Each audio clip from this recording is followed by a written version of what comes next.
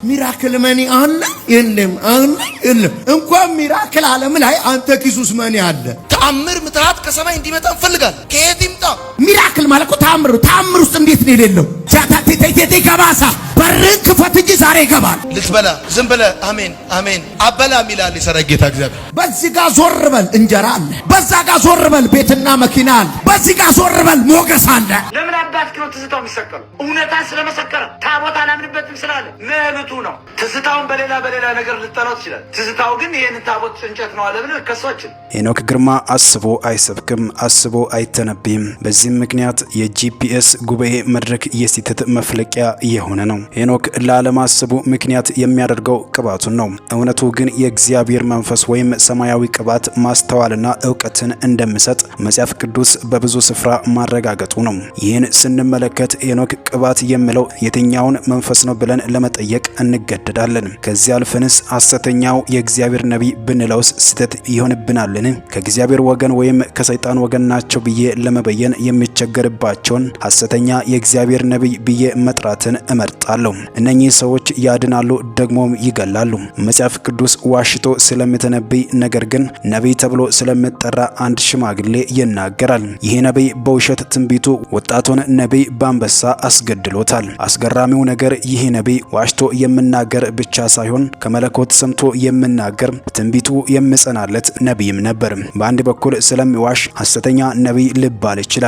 በሌላ በኩል በእግዚአብሔር መንፈስ ስለምትነብይ የእግዚአብሔር ነቢይ ልባል ይችላል። አንደኛ ነገሥት ምዕራፍ 13 ማሰብን የሚከለክል ማስተዋልን የሚጋርድ መንፈስ በሆኑ የመለኮት ቅባት ነውን? መሰረቱ ሙሉ ወንጌል ቢሆንም አንዳንድ በጎ ምስክርነቶች ቢኖሩትም አካሄዱ ግን ፈጽሞ እንደ አባቶቹ መንገድ አይደለም። ከዚህ በፊት የድመት የፈውስ ምስክርነት አጋርቶናል። እግዚአብሔር የታምራት አምላክ ስለሆነና እንስሳትን ሊፈውስ እንደሚችል ቢታወቅም እንዲህ አይነቱ ምስክርነት ለወንጌል ስብከትና በክርስቶስ ላለው መዳን ምንም የማይጠቅምና ለመድረክ ምስክርነት የማይበቃ እንደሆነ መለየት ጥቂት ማሰብና የቤተ ክርስቲያንን ተልእኮ መገንዘብ ብቻ የሚበቃው ጉዳይ ነበር። ይሁን እንጂ በማህበራዊ ሚዲያ ገጹ ልክ እንደሆነ ለማሳየት ጥቅስ አጣቀሰ እንጂ ልማር አልወደደም። መድኃኒት የምትባል ሐሰተኛ ነቢይትን 7 እጥፍ ተቀብተሻል በማለት ሐሰተኛ ትንቢት በመናገር ፈቶ በመልቀቅ ጉዳት ያደረሰ ቢሆንም ኃላፊነትን አልወሰደም። በቅርብ አንድ ወጣት ከትዳር ጓደኛዬ ጋር ተጣልተናል እያለ ብነግረው ስላለፈ ሕይወቴ አያገባኝም፣ ሰርግ ተደግሶ በክብር ትዳራለ የሚል ሐሰተኛ ትንቢት አምጥቶለታል። ይሁን እንጂ ወጣቱን እግዚአብሔር ረድቶት የፈረሰ ትዳሩን አድሶ ኑሮን ቀጥሏል። በዚህም ማሰብና ማስተዋል በተለየው ትንበያው አለማፈሩንም ዋናው መጽሐፍ ቅዱስ አይደለም ዋናው መገለጥ ነው በማለት የመጽሐፍ ቅዱስን ዕውቀት ፊደል በማለትና በማናናቅ አረጋግጧል። ምን ይሄ ብቻ! የወንጌልን የምስራች የቤት ክራይ ቸግሮት ኢየሱስ ያድናል ብትለው የምስራች አይደለም ለእርሱ የምስራች ብር ነው በማለት አጣጥሏል። ስንቶቻችን በስንት ችግር ውስጥ ሆነን በምስራቹ ወንጌል ልባችን ተነክቶ እጅ እንደሰጠን እንዴት ማስተዋል ይከብዳል። አሁን ደግሞ አዲሱን የስልብና ልምምድ የገንዘብ ተአምር በሚል ማታለያ እያቀላጠፈ ይገኛል። ምናልባትም በሚራክል ተካ እየቀና ይሆናል። መኔ ሚራክል በሚል የአጋንንት ትምህርት በገንዘብ ምኞት መጠመድና ታምራት ናፋቂ መሆን ነፍስን የሚያቀጭጭ አደገኛ ወጥመድ ነውና አሜንታችንን አስበን እናድርገው ስል ነው አገልጋይ ጆንሰን እጅጉ የተባለው ግለሰብ በነቢይ ሄኖክ ዙሪያ ይህንን መረጃ ያጋራን። ሚራክል መኒ አለ የለም እንኳን ሚራክል ዓለም ላይ አንተ ኪሱስ መኒ አለ። ተአምር ምትራት ከሰማይ እንዲመጣ እንፈልጋል። ከየት ይምጣ? ሚራክል ማለት ተአምር ውስጥ እንዴት ነው የሌለው? ጃታቴቴቴ ከባሳ በርን ክፈት እንጂ ዛሬ ይገባል። ልትበላ ዝም ብለህ አሜን አሜን አበላም ይላል የሰራዊት ጌታ እግዚአብሔር። በዚህ ጋር ዞር በል እንጀራ አለ፣ በዛ ጋር ዞር በል ቤትና መኪና አለ፣ በዚህ ጋር ዞር በል ሞገስ አለ። እኛ ሀገር አንድ ጨመዳው የሚባል ጠንቋይ ነበር። ሙሉ አረቄ ይዘው ነው የሚሄዱት። በግማሽ ሰማያዊ በግማሽ ቡኒ ተፈልጎ ይዘው ይሄዳሉ። ይገርማል። ጨመዳው ቤት ይሄዱና አሜን አሜን አሜን አሜን አሜን ወርዘማችን አሜን አሜን አፈንድደው ተቀላሉ አሜን አሜን አሜን አሜን ሊበሉ የሰው መኪና ሊበሉ፣ የሰው ቤት ሊበሉ፣ የሰው ገንዘብ ሊበሉ። አሁን ጨመዳው ሞቷል። እዚህ መጥተህ ልትበላ ዝም ብለህ አሜን አሜን አበላም ይላል የሰራዊት ጌታ እግዚአብሔር። አበላም አበላም እኔ እንደሆነ አዳዱን ጉዳይ እጭትቾ አበላም ተአምር ምትሃት ከሰማይ እንዲመጣ እንፈልጋለን። ከየት ይምጣ? ይሄው እኛም አናርፍም። የእንትና ዓመት ነው እንላቸዋለን። ወፍ የለም። ስቱዲዮ ውስጥ መዝሙር ተቀዳው ማለት ሙዚክ ኮምፖዝ አደርጋለሁ። ከዛ ድምጼን በስቱዲዮ ስቀዳው ቀድቼ ስሰማው ደስ አለኝ። የኔ ድምጽ ዲዲዲዲ አሪፍ ነው መሰለኝ አልኩና ለመጀመሪያ ጊዜ የሰራሁት መዝሙር አለ። ሰማዩ ጸጥ አለ ዝናቡ ጠፋ ዳመናማ ይታይ ምንም አያካፋ ምድርም ጸጥ አለች መሬቱም ደረቀ ለምልሞ የነበረው ጠውልጎ አለቀ ሰውም ገሸሽ አለ ከቀኝ ከግራይ ተስፋ ቢስ አረጉኝ በስቶ መከራይ አሁን ተሳሳቱ መች እንዲህ ልቀር በጊዜው ይመጣል ተስፋዬ እግዚአብሔር የሚል ከዛ ሰርቼው ደስ አለኝ መዝሙር። ይሄ ነገር ደስ ይላል እንዴ ምናምን ብዬ ሚክስ ምናምን ትንሽ አደረኩትና የሆነ ሰው አስተያየት ልጠይቅ አልኩኝና አንድ መሰራለት ሙዚቃ አለ። ሙዚቃ ስቱዲዮ ውስጥ ነበር መሰራው። ከፍቻ አሰማሁት። የሆነ ዘማሪ ነው አልኩት፣ እኔ ነኝ አላልኩት። እና ሲሰማውና አንዱ አስተያየት ጠይቆ ነው ስለው በጣም ደስ አለውና በጣም ተነካ። አንተ የመረን ነው ወደድኩ አልኩት። በጣም ነው ወደድኩት። ዘማሪውን ካላገናኘኝ ጌታ ይመስገን አንድ ሰው ከወደዱ የነገር ጥሩ መሰለኝ ብዬ ቸርች ዘምሬ አላቅም። መድረክ ላይ ቆሜ አላቅም። ቸርቹን ሰው የሚያቀኝ ሙዚቃ በመጫወት ከዛ በኋላ በጣም ኢንከሬጅ ሲያደርገኝ መዝሙሩን መስራት ጀመርኩኝ። ያኔ ሚኪ ቸርች ሙዚቃ አጫወት ነበር ነው ተቀጥሬ ጫወት ነበርና እንደውም እዛ የዛን ጊዜ የነበሩ ሰዎች በደንብ ትዝ ይላቸዋል ይሄ ሞመንት። ብዬ ይሄን ነገር ሲቸርች ይዤው ልሂድ ብዬ ቁጥሩን ምናምን ሁሉ ጨራረስኩኝና መባሌ መዝሙር ይከፈት የለ እንዲከፈት ቀስ ብዬ ነገርኩት ለልጁ። አዲስ ዘማሪ ነው አልኩ። እኔ ነኝ አላልኩ እና አዲስ የመጣ ዘማሪ ነው እስቲ ክፈተው አልኩት። ሳውንድ ማን ላይ ይላል መባሌ ከፈተው።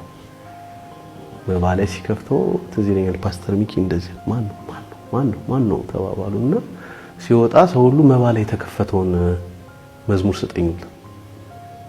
ከዛ አንተማ የምን ሲዲ ነው ያመጣው? ሰው ሁሉ ጠየቀኝ ማን ነው ሲለኝ ኢየሱስ ጌታ ነው በቃ ይሄ ነገር ጥሩ ነው ብዬ ከዛ በኋላ ኮንፊደንስ ተሰማኝ ሰው። ምክንያቱም እኔ ዘምሬ አላቅም መድረክ ላይ ዘምሬ አላቅምና በዚህ አጋጣሚ በጣም ቴንኪው ማለት የምፈልገው ሰው አለ። ፓስተር ዳዊት ቸርች ሙዚቃ አጫወት ነበር ገና መካኒሳ እና ፓስተር ካሴት እየሰራው ነው አልኩት። አልሰማው ምናምን እውነት እና ትዘምራለህ እንዴ? አዎ። ምክንያቱም ፈራው እኔ ሳልዘምር ካሴት ባወጣ ምንድነው የሚሉኝ? ያኔ ደግሞ ኤክስፒሪየንሱ ምንድነው መድረክ ላይ በደንብ ከዘመርክ በኋላ ካሴት አታወጣም እንዴት ይባላል? እኔ ካሴት አውጥቼ ልዘምር ነው ይሄ አይሆንም።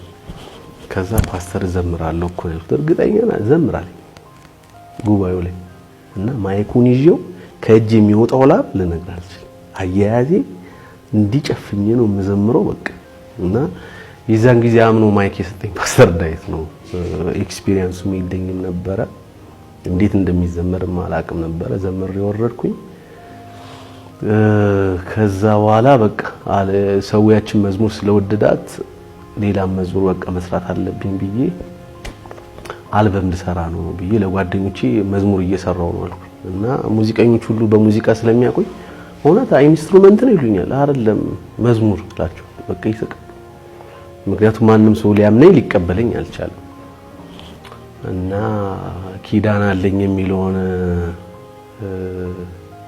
የመጀመሪያውን አልበም ፖስተር ሳወጣ ለዛ ነው አንዳንድ ሰዎች እየደውሉ ለኢንስትሩመንት ይሄን የሚያክል ፎቶ ምን ያደርጋል አሉ። ምክንያቱም ማንም ሰው በእንትና ያቀኝ በዝማሬ ያቀኝ እና ያ ካሴት ወጣ።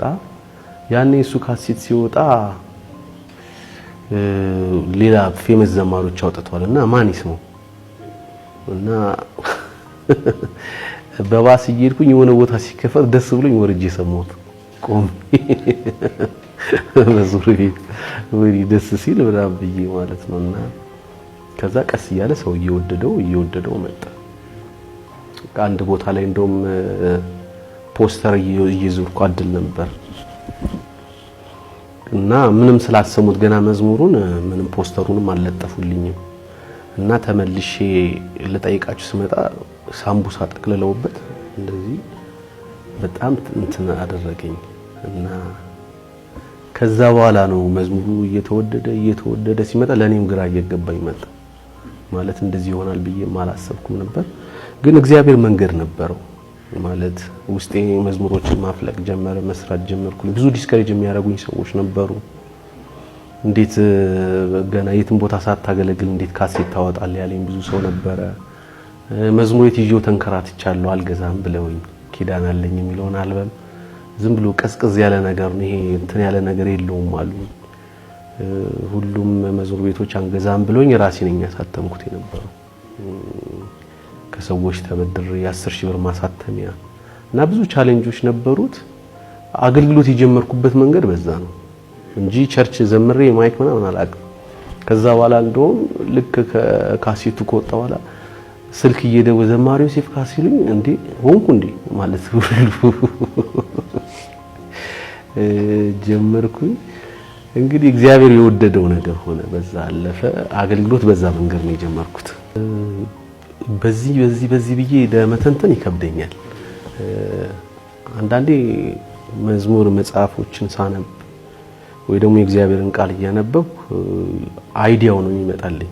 ስለ እግዚአብሔር ፍቅር መዘመር ስፈልግ ስለ እግዚአብሔር ፍቅር የተጻፉ መጽሐፎችን፣ ቨርሶችን፣ ጥቅሶችን እንጂ በደንብ አይምሮዬ ውስጥ የእግዚአብሔር ፍቅር ዕውቀት በደንብ ሲገባኝ እና በደንብ ስረዳው እሱ ነው እንደገና ወደ ግጥም ወደ አንደኛው ቁጥር፣ ሁለተኛው ቁጥር፣ ሶስተኛው ቁጥር እያረኩ መሄደው። ምክንያቱም ከዛው አርዕስት ስለማልወጣ ማለት ነው። እግዚአብሔር ነው ውስጤ ፍልቅ የሚያደርገው ማለት ሙሉ ግጥሙን ይሰጠኛል አይደለም፣ ግን በደንብ አይዲያውን ሲሰጠኝ በዛ አይዲያ ላይ እንትን አደርጋለሁና ኪዳን አለኝ የሚለውን ግን የኪዳን ኃይል የሚል ስብከት ሚኪ እየሰበከ ሙዚቃ እየተጫወትኩ ነበርና ስለ እግዚአብሔር ኪዳን በጣም ያስተማረበት ወይ እንትን አደረገኝ እና እሱን ትምህርት በደንብ ስማር ነው ሲገባኝ ነው ግጥሞቹን አይዲያዎቹን ከዛ ያገኘሁት። ዞሮ መዝሙር ለመጻፍ የግድ መሰረታችን የእግዚአብሔር ቃልና የእግዚአብሔር ቃል ብቻ ነው። ከቃል ውጪ መስራት አንችልም። ስለዚህ ወይ የእግዚአብሔርን ቃል እየሰማን ወይ የእግዚአብሔርን ቃል እያጠናን ወይ ያሰላሰልን የሚመጣ ነገር ነው።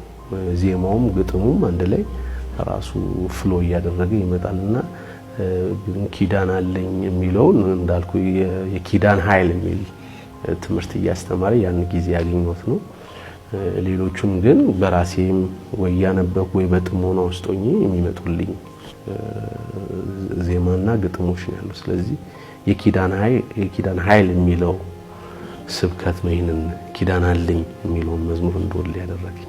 ይሄውና ልብ የሚል መዝሙር አለኝ እና ትዝ ይለኛል ካሳንቺስ በእግሬ እየሄድኩኝ አንድ ቸርች ነበር፣ አሁን ፈርሷል እና እዛ ቸርች ገብቼ ከቦሌ ወደ 6 ኪሎ እየሄድኩ ነው እና ብዙ ጊዜ ረጅም መንገድ በእግሬ ኪሎ በጣም ብዙ መዝሙር ይመጣልኛል። ያ ኤክስፒሪየንስ አለኝ። ጠቅላይ ሚኒስትሮች መስማት አለባቸው። ከባድ የፍንዳታ ድምጽ በኢትዮጵያ ላይ ሰምቻለሁ። ልክ እግዚአብሔር በእስራኤልና በኢራን ላይ ተናግሮ እንደፈጸመ ይሄ በተግባር ሲሆን በአይኖቻችሁ ታውታላችሁ። ጌታ ያሳየኝን ያንን ራእይ ለመናገር መጥቻለሁ። ቶሎ ብላችሁ ሼር አድርጉ። አንድ ራእይ አይቻለሁ። አንድ ራእይ ጌታ አሳየኝ ለምድራችን በኢትዮጵያ ላይ። ከዚህ በፊት በእስራኤል፣ በኢራን፣ በኢራቅ፣ በሶሪያ እንዲሁም ደግሞ አሜሪካ ብዙ ጠላት ያቀነባበረው ነገር እንዳለ ኮቪድ ሳይገባ በፊት እግዚአብሔር ለኔ ተናግሮ ከተናገርኩት ከትንቢታዊ መልእክቶች ሁሉ ነገር ተፈጽሟል። እግዚአብሔር ተናግሮ አንዳች ነገር አልቀረችም። አሜሪካ ተነስቶ ኢራንን እንደሚደበድብ፣ እስራኤል ተነስታ ኢራንን እንደምትደበድብ፣ በሚድል ኢስት ላይ የጸጥታ ሁኔታ እንደሚዋከብ፣ ሰው ሁሉ መረጋጋት፣ መብላት፣ መተኛት፣ መኖር እስከማይችሉ ድረስ ከፍተኛ ነውጥ እንደሚነሳ የዛሬ 5 እና 6 ዓመት በፊት እግዚአብሔር አምላክ ተናግሮናል። እግዚአብሔር ተናግሮ ቤተ ክርስቲያን ራሷን እንድታዘጋጅ፣ ሀገር ራሷን እንድታዘጋጅ ጌታ ተናግሯል። አሁን ደግሞ በኢትዮጵያ ላይ ከፍተኛ ፍንዳታ ልክ እግዚአብሔር በእስራኤልና በኢራን ተናግሮ እንደፈጸመ እንደ ቃሉ እንደ እውነቱ በሀገራችን እግዚአብሔር ዛሬ ያሳየኝ ቪዥን አለ። ትልቅ ስታዲየም እግዚአብሔር አምላክ ወደ ቪዥን አመጣ፣ ወደ እኔ እይታ አመጣ። ትልቅ ስታዲየም ህዝቡ ክራውድድ፣ የህዝብ ብዛት፣ የወጣቱ ብዛት፣ የእናቶች የአባቶች ህዝብ በህዝብ በስታዲየም ላይ ተሞልቶ ተርፎ በስታዲየም ዙሪያ በከተማ ላይ በመንደር ላይ በሪስቶራንቶች በሉ እቃ መግዣ ሱፐር ማርኬት በሉ ህዝብ ተጨናንቆ እቃ ለመግዛት እስከማይችል ድረስ ሬስቶራንት ገብቶ ምግብ እስከማይበሉ ድረስ ከፍተኛ የሰው ብዛት የህዝብ ብዛት ሰው ተጨናንቆ ሰው ኢትዮጵያ ውስጥ እርስ በርስ እጅ ለእጅ ተያይዞ ተቃቅፎ ስታዲየም ህዝብ ሞልቶ ጌታ ያሳየኝን ያንን ራእይ ለመናገር መጥቻለሁ። ቶሎ ብላችሁ ሼር አድርጉ። ጠቅላይ ሚኒስትሮች መስማት አለባቸው። አብያተ ክርስቲያናት መስማት አለባቸው። እያንዳንዱ በኢትዮጵያ ውስጥ ያሉ ባሪያዎች፣ ፓስተሮች፣ ነቢያቶች ይሄን እንደ ባለፈው ብላችሁ እንዳታልፉ፣ እንደ እከሌ ብላችሁ እንዳታልፉ። ይሄ የማይታለፍ መልእክት ነው። ነገ የምናየው ነገር ነው። ስለዚህ እንዳትደነግጡ። ነገ በአይኖቻችሁ ታውታላችሁ። ይሄ ሲሆን ማለት ነው ልክ እግዚአብሔር በእስራኤልና በኢራን ላይ ተናግሮ እንደፈጸመ ይሄ በተግባር ሲሆን በአይኖቻችሁ ታውታላችሁ።